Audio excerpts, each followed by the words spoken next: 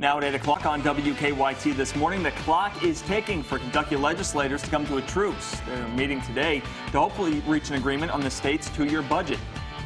A Lexington restaurant owner is doing what he can to help a Jessamine County family after police say their baby was severely injured by their babysitter.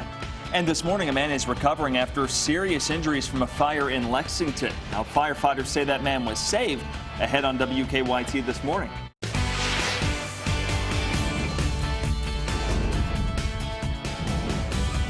This is WKYT This Morning. Good morning. Thanks for joining us. I'm Sean Moody. And I'm Meredith Jones. And I wonder if you saw the snow flurries that we had yesterday. I sure did. That was crazy. I dodged it somehow, but I saw pictures all over the place. Yeah, hopefully we're just about done with that. Mike Linden is standing by in the First Alert Weather Center. How's it look right now? Sean, it's cold enough for us to see some snow flurries. As temperatures right now sitting at that mid to low 30s range, although the cloud cover over central Kentucky really helping the temperatures. Although you can really pick out those spots that don't have much cloud cover, that being the southeast. Right now, Breathitt County, Prestonburg, all in the lower 30s, 31 degrees. Middlesboro, Laurel County, 32, 33. It's cold across the board this morning, and if we look at the WKYT Defender Radar Network, you can see in central Kentucky that pinkish color there. Well, that's actually some moisture up in the clouds, not necessarily anything falling at the surface, but nonetheless, it is cold enough for us to see some of that action early this morning. Some snow flurries earlier in the day as well over northeastern Kentucky. Still under a freeze warning for at least another hour here, despite temperatures already showing good improvement. A hard freeze warning as well in place for southern and southeastern Kentucky until 9 a.m. as well. That's that darker blue color. But finally, we will see some improvement temperature-wise today. 2 days ago, temperatures only made it into the lower 40s. Today, we could see a 20-degree swing. Coming up, I'll show you whether or not those mild temperatures are here to stay. All right, Mike, thank you. The state budget battle could reach a truce today. House and Senate leaders plan to meet to talk numbers. Yeah, for weeks we've been following the state budget battle and the difficult time lawmakers are having reaching a compromise. WKYT's Mike Byer continues our budget coverage at the live desk. The clock is ticking for legislators to reach a budget agreement, so they're meeting today before the 2016 legislative session ends Tuesday. The biggest issue on the table, cuts to universities and colleges across the state. Republicans and Governor Matt Bevin want a 9% cut to funding, but on Friday the House agreed to 2%. On Kentucky Newsmakers with WKYT's political editor Bill Bryant, Senate President Robert Stivers and House Speaker Greg Stumbo talk about one issue of the budget they agree on: retirement accounts. You'll have the speaker a little bit later. We are both in agreement, as is the executive branch. These agencies that manage these funds are going to have to open up their books and give us their records and allow us full insight as to what they're doing. We have a philosophical difference. You know, they're saying we'll put more money into the retirement systems. We're not necessarily opposed to that. We believe the better plan, though, is to get audits on those systems first to make sure that the money that we give them will be invested wisely. Now you can watch the full episode of Kentucky Newsmakers this morning at 10 on CW Lexington. Meanwhile, both sides have to reach a compromise today on the $22 billion budget so that there can be a final vote on Tuesday. At the live desk, Mike Byer, WKYT. Thank you, Mike. A Lexington restaurant owner is doing what he can to help a Jessamine County family whose baby police say a babysitter severely injured. Nicholasville police have charged 34-year-old Aaron Thompson with criminal abuse. When David Romero, the owner of the SEC Sports Pub, came home and heard what happened, he decided he needed to do something to help. So he's giving 10% of all this weekend's proceeds directly to the family of the injured baby. Not just about the expenses of the medical care and whatnot, but I mean, these are parents that are probably going to have to miss work for quite some time to be able to stand there and support their family and their daughter. If you would like to help out the family, we've put a link to a fundraising page on our website. Just head to WKYT.com. This morning, a man is recovering after suffering serious injuries in a fire here in Lexington. That fire started around 8:30 at an apartment complex on Lima Drive yesterday morning. They believe a man dropped a cigarette in his couch and then the couch caught fire. Firefighters say there were two men outside working on a car. They heard smoke detectors going off, and firefighters believe those men, with the help of those smoke detectors, saved the man's life. Being curious, they went inside and managed to find the apartment that was upstairs, back to the left, apartment number 6, I believe, where they could hear the smoke detectors going off in earnest. So they pounded on the door for several minutes before the gentleman finally answered the door. Firefighters say people living in 2 of the units found another place to stay overnight. We do not have the name of the man who was injured. After nearly 3 weeks of searching, police in Belgium have arrested the man in the hat. He was the one seen in the Brussels airport during last month's attacks. Police say Mohamed Abrini walked beside the 2 suicide bombers at the airport. They say Abrini has confessed to being the vest and hat-wearing man in the surveillance video. Prosecutors say he threw away his vest in a garbage bin and sold his hat after the bombings. And this morning, Belgium's Federal Prosecution Office says the attacks initially planned to launch a second attack on France. Now, the family of the Lexington native killed in Brussels during the attack wrote a thank you letter to the community. Stephanie Schultz and her husband Justin were buried on Friday in Jessamine County. And the family said, quote, "We are so proud and grateful to our community, not just for the many prayers and support, but for stepping up and providing the help to ease the burden of the family in dealing with all the different tasks and the simple task of saying goodbye to our loved ones," end quote. Now, if you'd like to read their entire letter, we have the full letter on our website, WKYT.com. A woman wanted in connection with the murder of former UK student and Texas dentist Kendra Hatcher has been arrested. The FBI says police detained 33-year-old Brenda Delgado in Mexico. She faces several charges, including capital murder for the death of Dr. Hatcher. Hatcher died last September in the parking garage of a Dallas apartment complex. Investigators say Delgado arranged the murder because she was jealous Hatcher was dating her ex-boyfriend and that her ex recently introduced Hatcher to his parents. Delgado is in a Mexico City prison awaiting extradition. Kentucky State Police have issued a scam warning for people living in southern Kentucky. Troopers say several people in Knox County got calls from someone claiming to be an agent with the IRS in Washington, D.C. The caller says the victim owes a large amount in unpaid taxes, and troopers say the caller is very aggressive when questioned and says a federal officer will be sent to their house. State police say do not give that caller any personal information. Just hang up the phone. All right, this is a great story. A Kentucky teen's invention could help a lot of people with their hearing. Mukhan Venkatan Tristan has made a hearing aid that amplifies volume and tests hearing. The 16-year-old says it eliminates the need for a doctor. He says the device costs only $60 compared to $1,500 for other models. It took him 2 years to finish his device after he visited his grandparents in India. That's where he says he got the inspiration to create his device. But then when you finally actually get that solution, it's like the best feeling in the world to finally break through and get that moment of aha, like eureka. I love that feeling, and that's kind of what kept me going. That and my grandfather, you know, like keeping him in my head. Like there are other people like him who wouldn't be able to afford this device. Like that's why I'm working on this project. Mukhan is expected to head back to India this summer to deliver the device to his grandfather. 16 years old. Wow, that's really impressive. Yeah, incredible. And of course, it benefits his grandfather too. Yeah, betting that's not the last thing he comes to. Making a difference. Yeah. I like it. It is 8:08 now on your Sunday morning, and WKYT This Morning is just getting started. The race for the White House is heating up. The frontrunners, Hillary Clinton and Donald Trump, are looking to the next battle on their home turf. We're on the campaign trail ahead on WKYT This Morning. And it takes a few tries to perfect something before NASA sends it into space for good reason. We'll take a look at the hub for space inventions and how close scientists might be to creating a vehicle from Mars after Mike's forecast. Yet another cold start today, but we finally will see some improvement temperature-wise. Coming up, I'll show you the mild afternoon we have in store and whether or not those mild temperatures will stick around for the work week. Now, your hour-by-hour forecast with Mike Linden.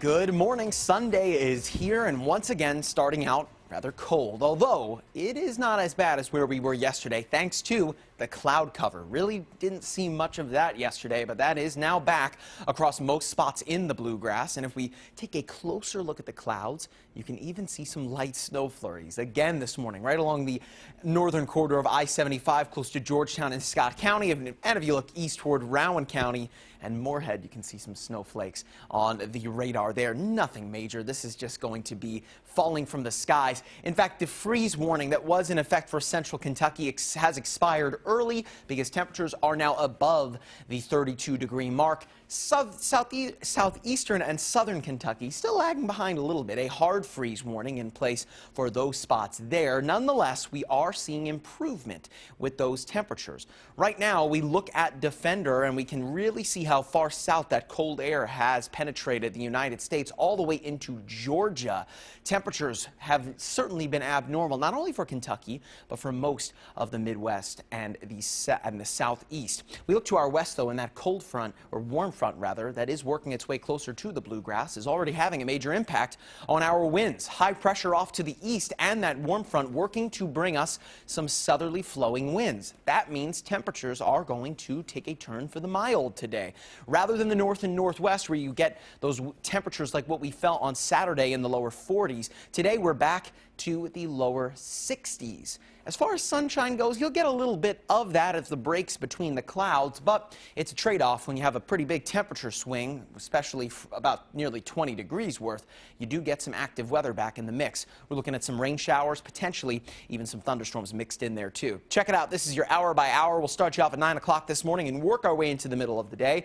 It's back to the lower 60s and mid to high 50s for daytime highs today. And as far as active weather goes, if you're planning on heading to Keeneland today or really anything outside, you're going to be good pretty much almost all day. But as we get into the afternoon, close to about 5 o'clock, this is about 7 o'clock. Looking at those showers tracking eastward across the bluegrass, the heaviest rain staying to our north, but you could be waking up to some showers in the north for Monday morning. Speaking of Monday, here's Monday afternoon. Back to the mid to high 60s for most spots. But again, looking at even more active weather stretching across the bluegrass, and this time a bit more of an organized line of showers and thunderstorms there carrying us into the evening hours before one last dip down into the lower 50s for highs on Tuesday. Not to mention with the passing of a cold front, not only getting the active weather, but some strong winds as well, between about 30 and 40 mile per hour wind gusts hanging with us into our evening tonight and almost all day on Monday. So it's trade-off. Do you want those temperatures in the lower 40s or do you want the mild temperatures to return? Well, we're getting those mild temperatures today and everything that comes with it. And it looks like we'll have at least a few more bumps in the road, Sean and Meredith, before things really improve into the second half of the work week. By about Thursday, that's when things are finally going to calm down. The mild temperatures really return, and we could even make a return to the 70s next weekend. To answer your question, I want those mild temperatures. Yeah, I think the majority stay on that one. Exactly. All right. Well, NASA issued a global challenge, the Human Exploration Rover Challenge to be exact. Yeah, teams of students competed at the U.S. Space and Rocket Center in Alabama over the weekend. They created and tested rovers that must be human-powered and carry one male and female student throughout a half-mile obstacle course. It's out of this world. Well, kind of in our world, but, you know, one day might be out of our world. Yeah. NASA says these concepts they create and test will be needed for future missions. Looks like a lot of fun, too. They always do the coolest things, you know, for learning and testing. Yeah, absolutely. Really It's a great place down there. All right, well, it's 8:16 on your Sunday when WKYT returns this morning. The race for the White House is heating up. The front runners, Hillary Clinton and Donald Trump, are looking to the next battle on their home turf. We're on the campaign trail coming up on WKYT this morning. And Tuesday night's Mega Millions jackpot is $72 million, and Wednesday night's Powerball jackpot is $184 million. Keep up with the latest news on WKYT.com. Join the conversation on Twitter and become a part of the WKYT Facebook family. Welcome back to WKYT this morning, 8:19 now on your Sunday, and here's an update on our top stories. The state budget battle could come to a truce today. House and Senate leaders plan to meet to talk numbers. Now, the 2016 legislative session is scheduled to end Tuesday. Budget negotiations have to reach a final agreement today in order for there to be a final vote come Tuesday. Presidential candidates Bernie Sanders and Ted Cruz each picked up a win in the West, inching their delegate totals closer to their party's frontrunners. That's right. Now the race turns to New York, and Hillary Clinton and Donald Trump have home court advantage. Brian Webb continues our campaign coverage. A home turf battle is brewing between Brooklyn-born Bernie Sanders and Hillary Clinton, who made New York her adopted home. I actually think New York values are really good for America. A whopping 291 delegates are up for grabs in New York. Sanders is behind in the delegate count, but he's making up for it with momentum, taking 8 of the last 9 contests with a win in Wyoming. Sanders got the news from his wife and announced it to a crowded auditorium in Queens. All right, news bulletin, we just won Wyoming. Ted Cruz completed his sweep of Colorado's 34 delegates, then rushed to Nevada, where he poked fun at the Democrats. The Democratic field right now consists of a wild-eyed socialist with ideas that are dangerous for America and the world, and Bernie Sanders. John Kasich spoke in Rochester, New York, vowing to fight for average Americans.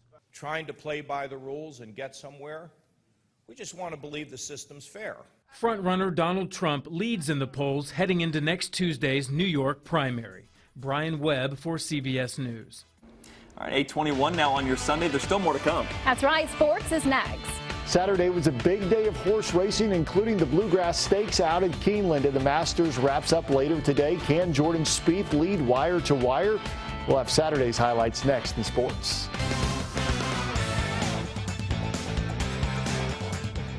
1 month out from the Kentucky Derby, and on Saturday we got a much clearer picture of what the Derby field will look like with a trio of Grade 1 prep races, including the $1 million Bluegrass Stakes out at Keeneland. A field of 14 going a mile and an eighth. Kurt Becker had the call. Keeps grinding away.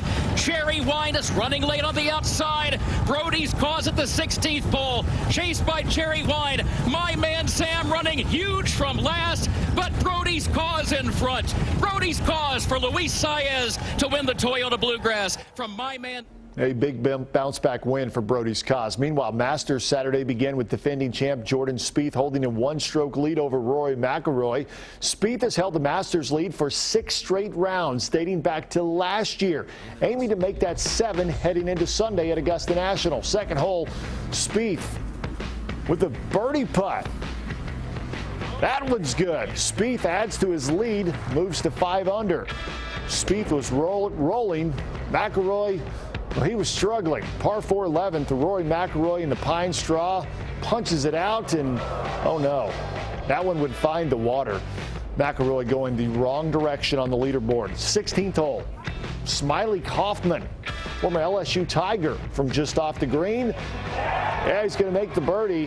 Kaufman in contention headed into Sunday. Then on the 15th, this is Spieth again. Bends this one right into the hole for another birdie. A nice little fist pump as he extends his lead, moves to 6 under par, but he would struggle on the final 2 holes. On 18 here, Spieth misses the bogey putt, taps in for a double bogey, falling to -3. So Spieth will try to lead the Masters from wire to wire, headed into today's round with a 1-stroke lead. Smiley Kaufman right behind him. Langer and Matsuyama tied for 3rd. There's a 3-way tie at even par. Tough day for McIlroy on Saturday. He drops to 2 over. And Kentuckian J.B. Holmes in the hunt at +3 in a tie for 13th. The final round of the Masters gets underway at about 2 o'clock this afternoon right here on WKYT. That's a look at your morning sports. Have a great day. Now at 8:30 on WKYT this morning, the clock is ticking for Kentucky lawmakers to come to a truce. They're meeting today to reach an agreement on the state's 2-year budget. And in Jefferson County, police say a fiery 3-car crash killed multiple people and closed down westbound lanes of Interstate 64 for hours overnight. And Lexington police are still searching for a man wanted for a deadly shooting near UK's campus. Now students on campus are concerned. That's ahead on WKYT this morning.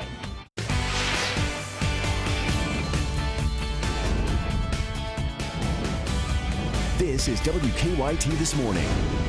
Good morning. Thanks for joining us on this Sunday. I'm Sean Moody. And I'm Meredith Jones, and it's pretty cold out there. Man, we had snow yesterday, little snowflakes. Yeah. Crazy. Winter in spring, it seems like right now. Mike Linden is standing by in the First Alert Weather Center. Still some chilly temperatures. That's right, Sean. Good news is that these aren't going to stick around for that much longer, so still hang in there. We are seeing some improvement. Temperature-wise this morning, quite a few spots already above freezing when we were expecting those temperatures to stay below that freezing mark until about 9 o'clock this morning. But right now, even Fayette County and look at Madison counties there, 35 and 37. Southeastern Kentucky still lagging behind decline a little bit with Breathitt County there at 31 degrees, but thanks to the cloud cover, we're actually staying nice and insulated this morning. You look to the northeastern portion of the state and you can even see some additional snow flurries this morning. Yet again, some flakes still flying in Kentucky here in April, and we are still under a freeze warning. That's that light blue color, mainly for northern Kentucky. That's until 9 o'clock this morning, so at least another half an hour to go.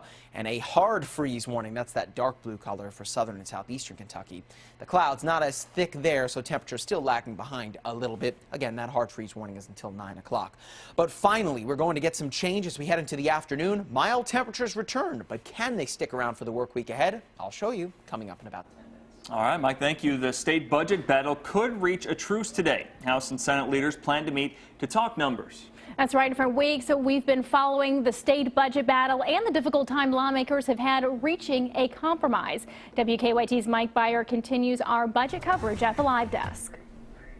Good morning, guys. It's getting down to crunch time for legislators as they try to reach a budget agreement. So they're meeting today before the 2016 legislative session ends on Tuesday. The biggest issue on the table, cuts to universities and colleges across the state. Republicans and Governor Matt Bevin want a 9% cut to funding, but on Friday the House agreed to 2%. Both sides have to reach a compromise today on the $22 billion budget so that there can be a final vote on Tuesday. In the meantime, several university presidents from around the state joined forces to write a letter to Governor Bevin, Senate President Robert Stivers, and House Speaker Greg Stumbo. The letter says, in part, we cannot imagine the circumstances of no budget. Therefore, we are prepared to manage reductions in accord with the governor's final offer of 2% in the current year, if it is determined by the courts to be permissible, and a 4.5% reduction from 2015-2016 enacted base in each year of the new biennium. Now, if a budget isn't passed by April 15th, Governor Bevin will have to call a costly special session before the fiscal year begins on July 1st. At the live desk, Mike Byer, WKYT. Thank you, Mike. Governor Matt Bevin says Planned Parenthood in Louisville was given permission to perform abortions before they were licensed to do so. WDRB in Louisville reports that a lawsuit filed in February focuses on the facility's license and whether or not it was allowed to perform abortions before the license was issued. Bevin's administration says that the former Office of Inspector General told the facility it was okay to perform the service while waiting on their license. But the state says that was done outside of the law. Republicans in Kentucky's 1st and 6th congressional districts have elected 3 people each as delegates to the Republican National Convention. Delegates in the 6th district chose Representative Andy Barr and Senator Ralph Alvarado and Kentucky Party of Kentucky Treasurer Kathy Bell. Kentucky delegates' support of the first ballot at the convention will be based on last month's caucus. If no presidential candidate has enough delegates to secure the nomination, Kentucky's delegates can support anyone. 3 congressional districts will pick 9 more delegates next week. The state convention will select the final April 23rd. Senator Bernie Sanders has picked up another win on the presidential trail. Sanders won the Wyoming caucus yesterday. Now, he tied with Hillary Clinton in terms of delegates. The 2 Democratic presidential candidates will now split the state's 14 delegates. Clinton has about 250 more right now. If you include superdelegates, well, she has about 74% of the number needed to win the Democratic nomination. Westbound lanes of Interstate 64 are back open this morning in Jefferson County after a deadly crash closed lanes down for hours. WLKY in Louisville reports that the wreck happened around 10 o'clock last night. Police said, 2 vehicles crashed westbound on I-64 near Hurstbourne Lane. According to police, one of those cars was then hit by a 3rd car, causing it to catch fire. Police said multiple people who were in the car that caught fire died, and police said 2 people were taken to the hospital. We don't know their conditions this morning. A national organization wants a hate crime charge brought against a Lexington Catholic high school student accused of harassing and threatening another student because of his race. The local chapter of the NAACP issued a statement last night. The group says they want the county attorney to refer the case to the Commonwealth's attorney as a hate crime. The victim's mother says a 17-year-old teammate on the school's football team sent her son text messages threatening lynching and telling him to pick cotton to raise money for a school fundraiser. Right now, the case is a misdemeanor with the Fayette County Attorney's Office. Lexington police are still looking for a man wanted for a deadly shooting near UK's campus. Police say 2 men were standing outside the Woodland Studio Apartments on Woodland Avenue early yesterday morning when someone came up to them and shot them. The Fayette County coroner says 28-year-old James Gordon died at UK Hospital. The second victim has not been identified, but police said he has non-life-threatening injuries. The owners of the apartment complex say the people involved do not live there, and police believe the people involved do know each other. Students tell us they're concerned since this happened so close to campus. It's definitely a scary thing. It's definitely something to be aware about, concerned about. You always see people walking around, and there's all the call button boxes if you need help. The shooter police are looking for, they say, is about 5 feet 11 inches tall with a heavy build, last seen wearing a yellow jacket. A Kentucky mother convicted in the poisoning death of her 5-year-old son is talking publicly for the first time. Lacey Spears was charged with giving her son salt through a feeding tube the boy needed to help with eating issues. Investigators say she did it in order to make him sick and garner attention. Her son died from poisoning in 2014. Spears later moved to Scottsville in Allen County after the boy's death. In an interview with CBS's 48 Hours, Spears still maintains her innocence. They say this goes back years, how you tried to hurt your son for years. So you take your child to the doctor and the hospitals seeking help to figure out what was going on with them, or you neglect them, so you're damned if you do and you're damned if you don't. So what do they expect you to do? I took care of him. I made sure he had adequate medical history. I didn't never once harm my son. Investigators say Spears had Munchausen syndrome by proxy. Now, the U.S. National Library of Medicine defines that as a mental illness and a form of child abuse in which the caretaker either fakes or causes real symptoms to make a child look sick. Lacey Spears will be 46 when eligible for parole. Her attorneys are considering filing a malpractice suit against her son's medical providers. 1 in every 750 people has a chance of developing multiple sclerosis. That's why hundreds of people, including Lexington Mayor Jim Gray, braved the cold yesterday morning for the MS Walk Lexington. They walked for a cure for the disease that affects so many. One of the people walking said she's been hoping for a cure for nearly 20 years. She has MS, and although she said she can't do everything she used to, she said she can still walk, so that's what she does, walking to raise money for a cure for MS. Walk MS Lexington hopes to raise $60,000. That'd be a big sum of money for them. That would. I'd like to see some progress when it comes to finding, an answer for that. Absolutely. All right, well, it's 8:40 coming up on WKYT this morning. There is still plenty of news ahead. Stay with us. Yet another cold start, but change is on the way for the bluegrass. Coming up, I'll show you whether or not we can expect mild temperatures to stick around for the upcoming work week.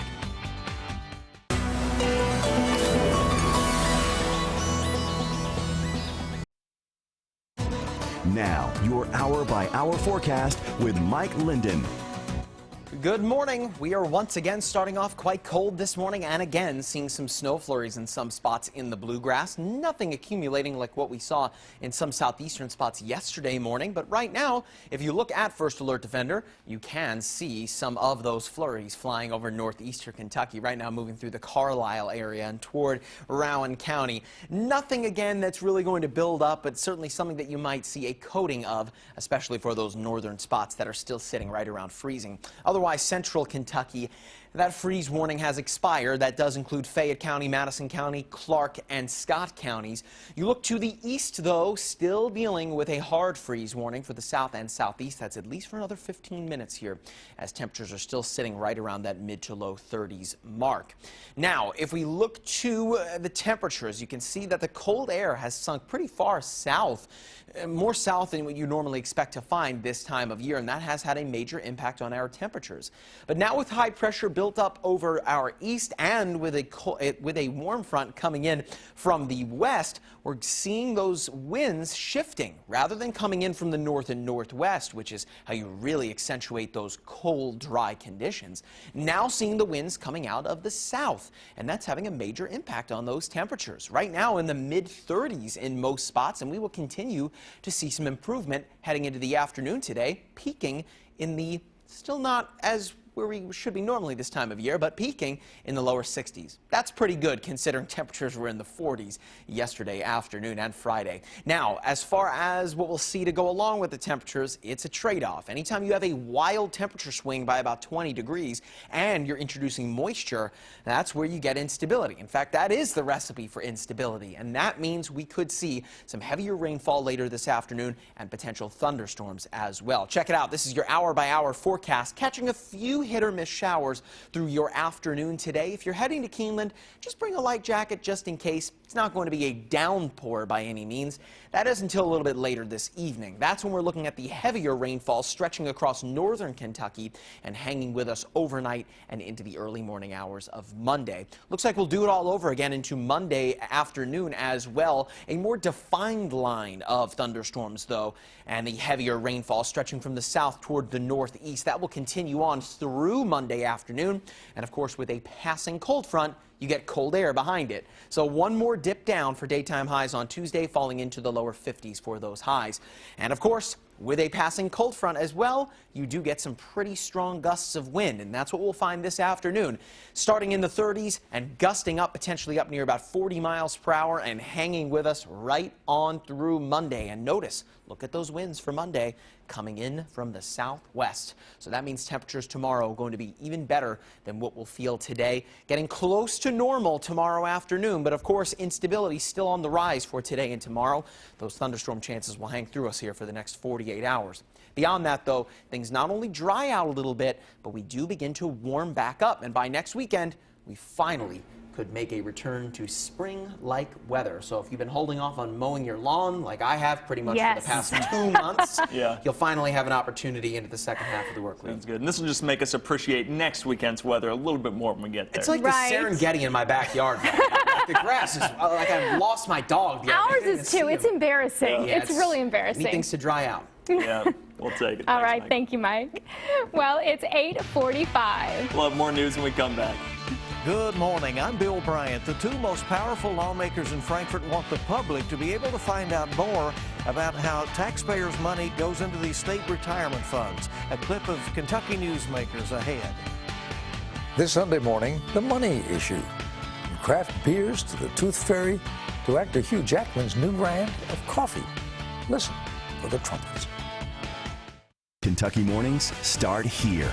You're watching WKYT This Morning. Good morning. Hope you're making the best of this cold spring weekend. The top leaders of the Kentucky House and Senate are my guests on this weekend's edition of Kentucky Newsmakers. With a hard and fast deadline to wrap up their business this week, Senate President Robert Stivers and House Speaker Greg Stumbo appear to agree on one thing. As Kentucky pours more money into troubled retirement accounts, people need to have a clearer picture of how it's being invested. And that's one of the things that I would say there is consensus and total agreement on, that these systems, no matter whether it's KTRS or KERS, are going to have to open up their books. You'll have the speaker a little bit later. We are both in agreement, as is the executive branch. These agencies that manage these funds are going to have to open up their books and give us their records and allow us full insight as to what they're doing. That would be the legislature or the general public? The legislature and the general public. To an extent, there needs to be proprietary about getting the best deals, but that has to be known at least to the legislature to make sure when you have individuals that are handling billions of dollars of other people's money, that everything is being done appropriately. So, Mr. President, when you see that there might have been an investment that, you know, just went sour, and maybe there would be expertise within the legislature or even the general public to say, could have told you that was going to happen, would you be able to then have them make changes? That's what we want to, and we don't have that ability to change the board members and the executive director because the statutes are there, but we all know that we need to have that authority. Senator Stivers said that you would agree that transparency is a major issue, and you experienced that as Attorney General. When I was as well, Attorney right? General, they would not allow me to review the portfolio of the retirement systems for potential litigation. They didn't have to do it. We would simply make a recommendation. Several states at that time were suing the large brokerage firms in New York and in what we call first chair actions, where the state initiated the action. Alabama, for example, did it and recovered quite a bit more than Kentucky did in one instance that I recall. So what we would have done would have been to analyze their losses and just make a recommendation to the board as to what to do. The board would still have the authority to enter into litigation or not. So if public money is shifted over and then it is lost in bad investments, the public might not even know about that, right? That's true. There needs to, the more eyes on those systems, the better those systems are going to perform. I'm telling you, they've started down the right track. You got people like Tom Elliott from Louisville, who's now who's chairman of the KERS board, who's a banker down there, well respected. But I believe the legislature needs an auditing process, much like we have an Office of Educational Accountability, which goes into the school districts and then brings us information to make these decisions on. I believe we need an office like that for the pension systems, because this pension system, no matter what's done this biennium, this situation, is not going to go away. Now you can see the full interviews with Stumbo and Stivers when we repeat Kentucky Newsmakers. That's coming up this morning at 10 over on the CW Lexington. Set your DVR or catch it then. We'll have the latest news, weather, and traffic bright and early for you this week on WKYT This Morning. I'm Bill Bryan, and we'll be right back.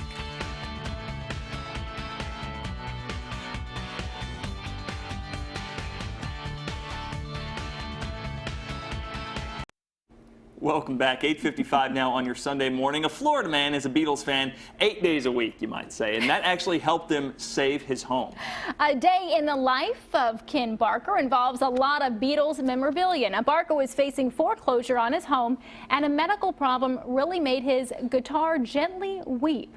One of his friends told him to set up a GoFundMe page. Beatles fans from around the universe donated to Barker, including Ringo Starr's ex-fiancée, Paul McCartney's stepsister, and John Lennon's ex-girlfriend. Now, thanks to a little help from his friends, Barker raised more than $10,000, and the foreclosure sale has been canceled. Very cool. And like I said earlier, props to our producer, Lindsay, for getting five different Beatles song references into that script. Very cool. Right, yeah. So the guitar gently weep, that would be one of them. 8 days a week, across the universe, help from my friends. And Here Comes the Sun, according to Mike Linden. Coming up on CBS Sunday Morning, you will meet some Silicon Valley whiz kids who are really kids. Then you'll spend some time with the founder of Sam Adams Beer, and you'll chat with Hugh Jackman about his new brand of coffee. Yep, that's all coming up on Sunday morning right here on WKYT from 9 to 10:30. Things are looking a lot better weather-wise. Going to return to the mild low 60s today. Could be some showers and thunderstorms back in the picture today and tomorrow, but hey, it's better than 40-degree highs. So things are improving. A little bump down on Tuesday, but into the second half of the work week, you'll finally have that opportunity to mow your lawn. Drying out and warming up. I see that 70 on the screen. Yeah. Pretty exciting. Tunnel vision right through next weekend. Cannot wait for that. So much going on in the springtime in Kentucky. No kidding. I mean, with the Keeneland spring meet open, of course, there's no racing on Monday and Tuesday, so that's maybe some great planning on their part, because those are kind of the uglier days of the work week coming up. But after that, man, you're off to the races. There's my pun. I'm going off to the races today. Pretty excited about it. Little windy, things should be great. Thank you so much for joining us. Nobody's more up to date than you to start the day. All right, we'll see you right back here.